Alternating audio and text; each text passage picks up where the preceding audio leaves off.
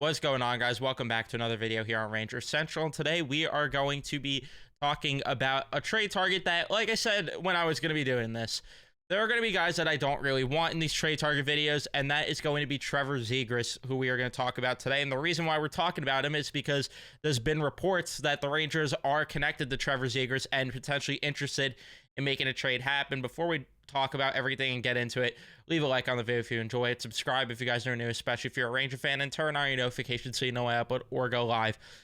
I'll read the stats before I get into my reasons why I'm against Trevor Zegras. If you're for Trevor Zegras, that's your opinion. I'm not going to stop anyone from feeling how they feel. But in terms of the baseline numbers, 15.6 goals and 9 assists, a nice in 31 games played for him this year. 30 PIMs is actually a lot. I mean, he does take a lot of penalties. 88 PIMs in 2022-23, 21-22, 50 PIMs there.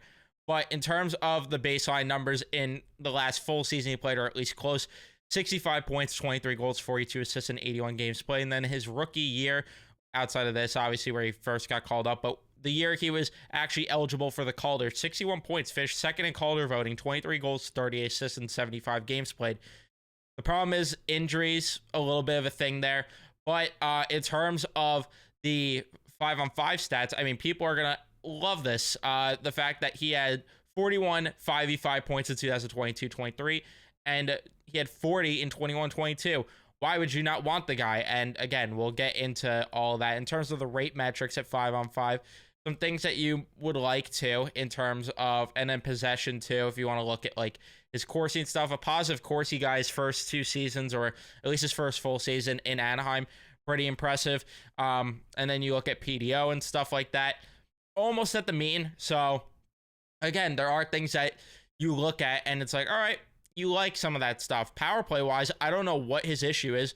I don't know if it's because Anaheim has a bad power play, but he wouldn't be getting top power play minutes here. So is that going to improve? I would say no. And then you look at, some of the chart stuff, and his defensive metrics are flat out atrocious. I mean, there's just no way around it. And then you look at the player card, again, flat out just garbage defensively. And people get enraged about guys like Patrick Kane for having poor defensive metrics. He is worse than Patrick Kane defensive metrics. And then if you want to get to the player cards on all three zones, again, defensively, not good. The guy does not forecheck either at all.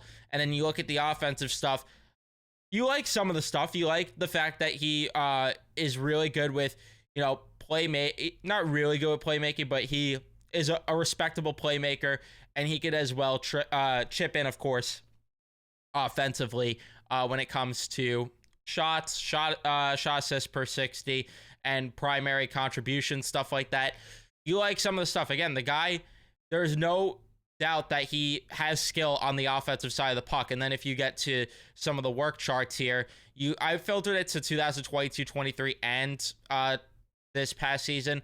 And if you want to look at where he is in terms of the rush for versus forecheck, he is definitely more of the type that is going to thrive off of the rush, as you can see here, and as you can see right here, more so in the middle in the last full season he played. But that's just his game. Like, that's just the way that he is. And then if you want to look at, we'll go scoring chances. I think that's good. So have Boston filtered from a previous video at some point. And if you want to look at this season for him, where is he actually? He's got to be somewhere, I feel like, in the middle here. I could be wrong. There he is, yeah. So he's right there, somewhere in the middle in terms of scoring chances and stuff. I do want to see, could I filter it to, where is it that I could filter it to, oh,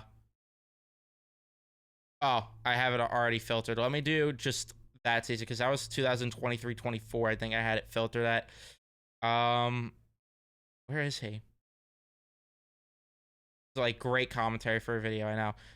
There he is. All right, so again, right in the middle in terms of scoring chances stuff. In terms of trade comparables, the closest thing I was able to like really think about is just pretty much what we've seen all of the recent like 2019, 2020 change of scenery type deals, and that is Capo Kakko on a first for Trevor Zegras, because Zegras is the better player, and this would be the 30th pick this year. And Kakko, and again, you get a more proven talent in Trevor Zegras, which you could argue this trade is worth it on the standpoint that you get off of Kakko's contracts, which essentially makes Zegras, who would probably slot into the top 6, like a $3 million player if you are, you know, obviously calculating it that way. But obviously it's deeper than that because it's still a $5.7 million cap hit. But, you know, you get rid of Kakko and you get rid of 30th, which is magic beans at the end of the day.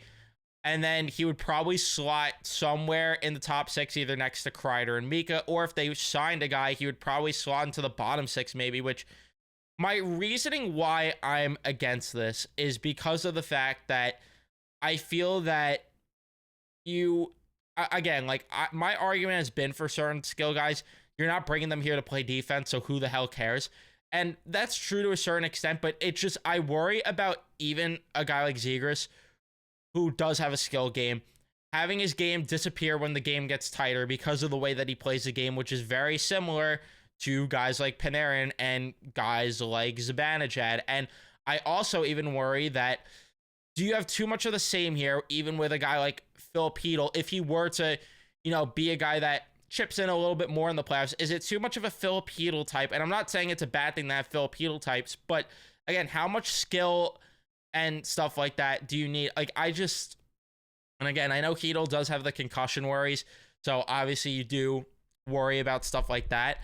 But I just worry about bringing in another guy that could disappear come playoff time, another guy that does have a little bit of injury worries as of lately, and then on top of all that, I'm trying to think of the way I want to word it, like a guy that puts up respectable even strength numbers, but never puts it together on the power play. And it's like, all right, well, you take a 40 to 50 point guy, but again, like, you need your power play too to improve a little bit too. And maybe he will improve it being on a better team, but I just don't know if I like the only reason I like the idea is that if Hedel does have injury worries, you could slot Zegras in as your 3C, but again, I feel like there's still better options out there. Like, I still would rather them go the route of adding a Yanni Gourde type as their 3C, as a guy that has proven to play well in the playoffs, a guy that has proven to be a good player up and down the lineup, and a guy that still puts up very respectable production, similar to Zegras even. Like, why not get that type of guy?